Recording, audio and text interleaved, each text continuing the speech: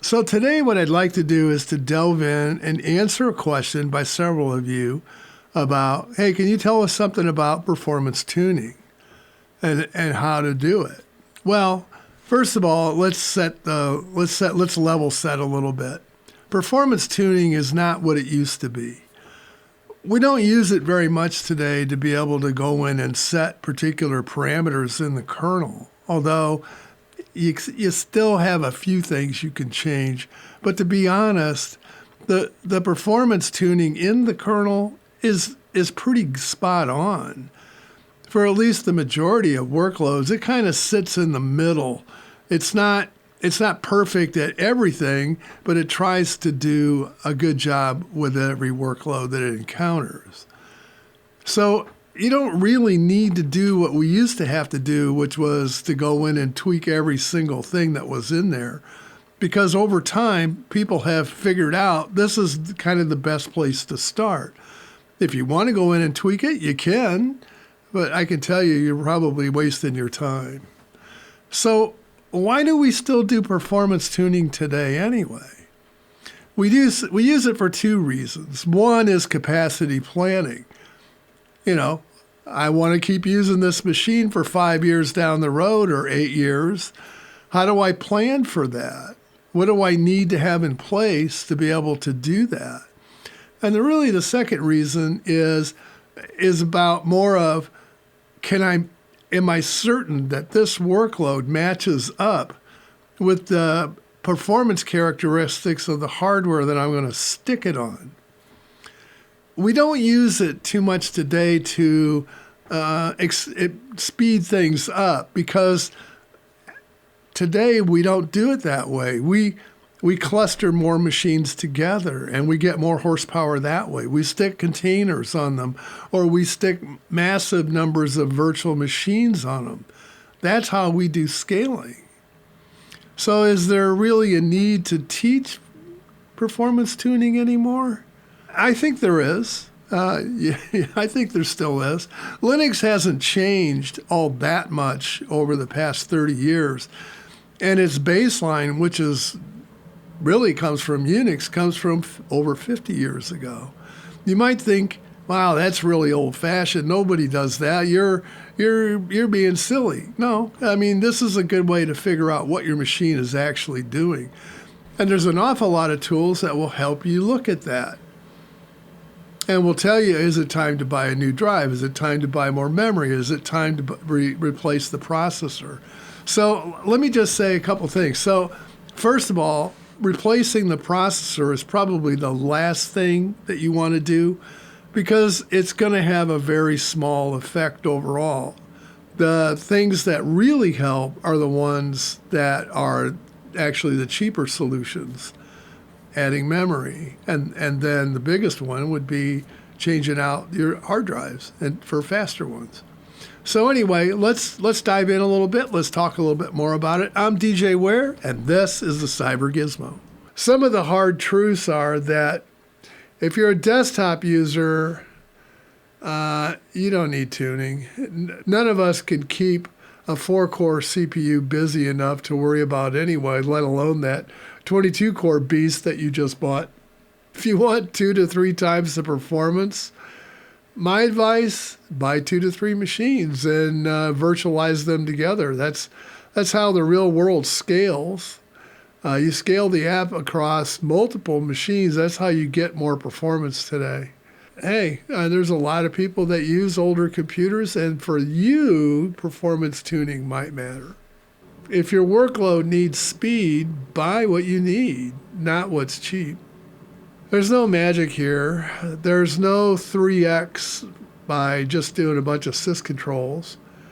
The way you do any changes, measure first, make your change, measure again, and compare the two measurements before and after. Did it improve? Did it get worse? If it got worse, roll the change out and see if it comes back to the way it was. So measure again and see if you got what you had when you started. If not, you know what to do, roll back. So yeah, we don't want to put the system in a worse state than what we started. The next thing is, if the change helped, Now what we want to do is reboot and re-verify that it's persistent, so we didn't lose it in a reboot. What do you need in order to start doing performance tuning? Well, you need some monitoring tools like top, sysctl, iostat, mpstat, and if you want to do benchmarks, stress ng, and sysbench might be good ones to use in order to simulate a workload. Visual systems that show a system how it loads, and you might want to use one of those. There's a btop. There's also atop. Atop I use a lot because it's low impact. Btop, a little bit noisy and a little bit big, so that might be nice to have on your screen, for the day, and you can kind of see how your system's doing. But yeah, I don't want my tools to be part of the measurement. That's the rule of thumb here. What is it we want to get out of this? What am I trying to accomplish? What is my problem?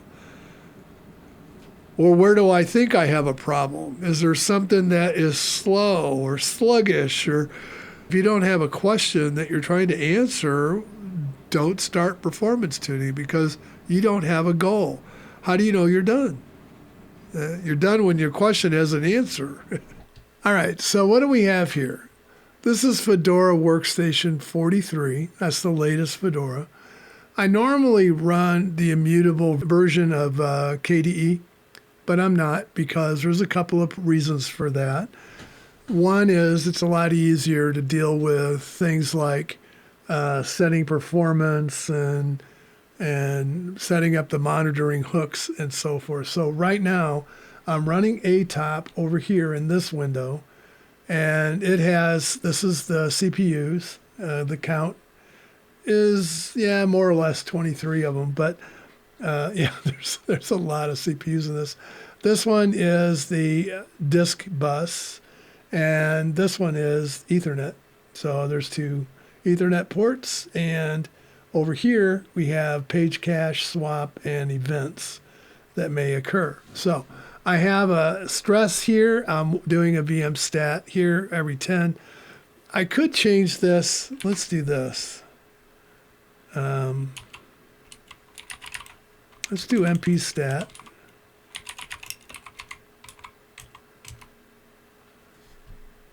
I'll just let it gather up nothing. So right now it's not going to do much until we actually force the test. So I'm going to run the stress.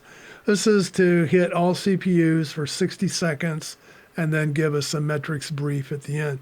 I do have early OOM killer running as a service. So if something goes bad, bye. So yeah, all right, here we go. Let's see what it does.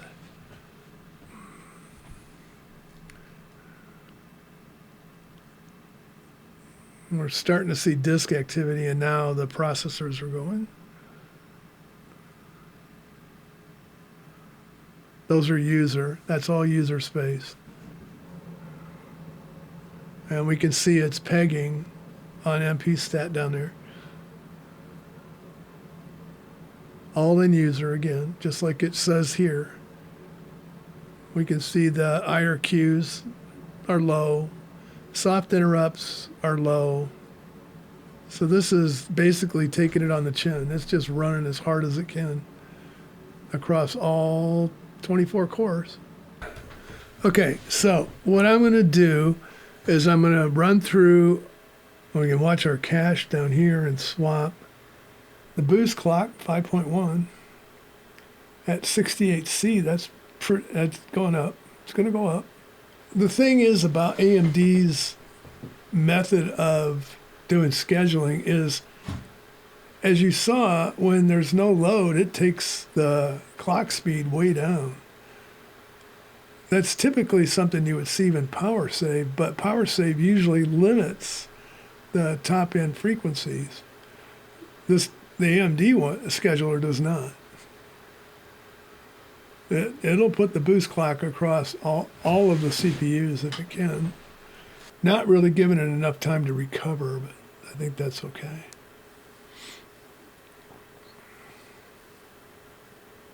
Now we should be hitting the drive, and we are.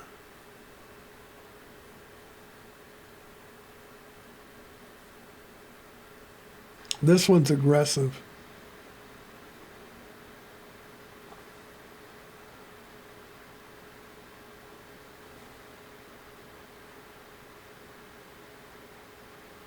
And this is testing sockets.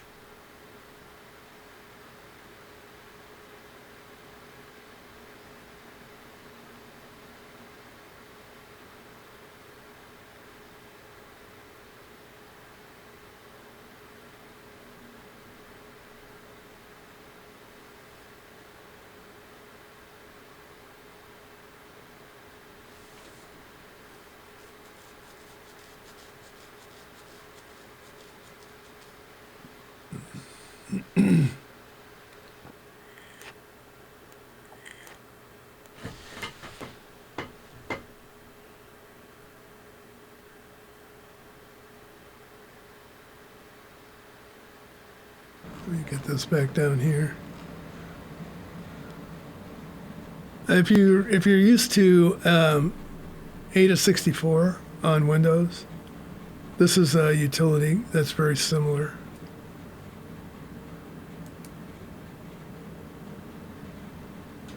And that's it. So we can generate the report.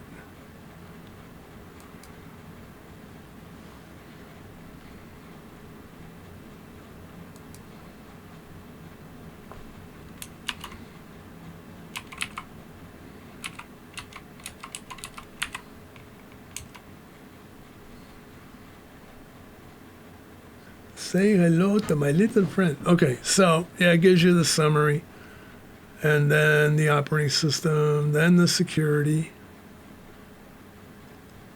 and then the vulnerabilities. I do want to show you one last thing, and that's SAR. Sorry. So SAR will show you from the time that it started collecting. We didn't start our benchmarks until later, but you can see some.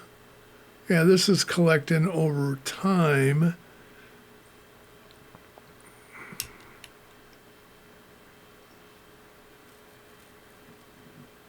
So this is establishing your trend. It's not, you don't have much time here. This has only got about 10 minutes. You can see the breakdown. There's the percentage in and out, the swappiness, the different cores, and how they load it up.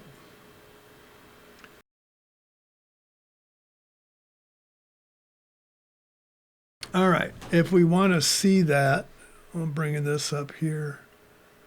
I converted it to an SVG, and there's a ton of options that you can apply to these. But anyway, that's what I got.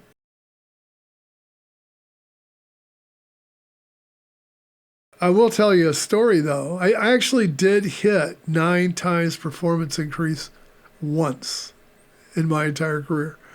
It was a customer that they were having problems with a job, and it was taking forever for it to finish. It was a new program. They had just recently stood it up, and they couldn't figure out what was wrong. And this happens. So they called me in, and I went in, and I set up my tool, and I noticed I'd never been to this customer before. I didn't know him. So I looked and I saw they had 6 drives, and I asked, are those all in use? Sometimes they use some of them for backup, and they keep them offline in case they need to turn them up. And they were like, no, they're all in use.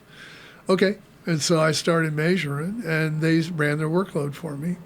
And I noticed that all the I/O was going to one drive.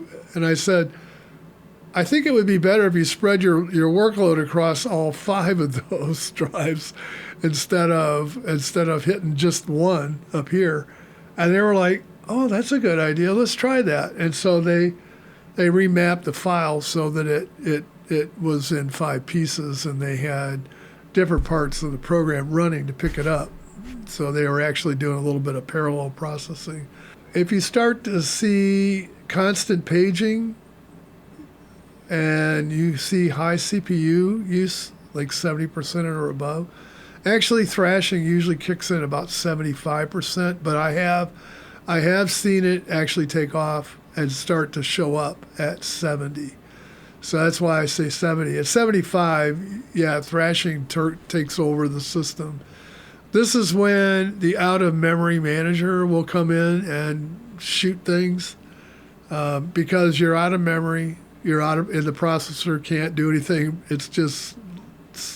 It's completely stacked, just trying to manage the page in and page out. The other axiom is that, it came from a colleague by the name of Lee Bertagnolli. He said, programs and data fill all RAM and storage within 18 months. He's right. That has been true. Even 50 years later, that's been true. So I'm going to leave you with a call to action. Drop a comment below on some of your rules, or some of your rules of thumb, or your war stories below. I'd be interested to hear your stories as well. Please like and subscribe if you liked the video. And if you did, and you want me to delve into the next level, which is actually using the tools and running through a sample workload, that we'll emulate and then try to determine what is our course of action. Just remember, things have changed today a little bit, but the way to performance tune, or actually performance measure more appropriately, is the same as it was. The tuning aspect has largely been done for us. We can tweak it a little bit. I can get maybe 2 to 3% out of the system. That's about it. That's how good the tuning has become at default out of the box. Yeah, it's just like trying to overclock a CPU or memory today. There's not a lot of room left. That's all I had. I'll see you next time. I'm DJ Ware, and this has been the Cyber Gizmo. And goodbye for now.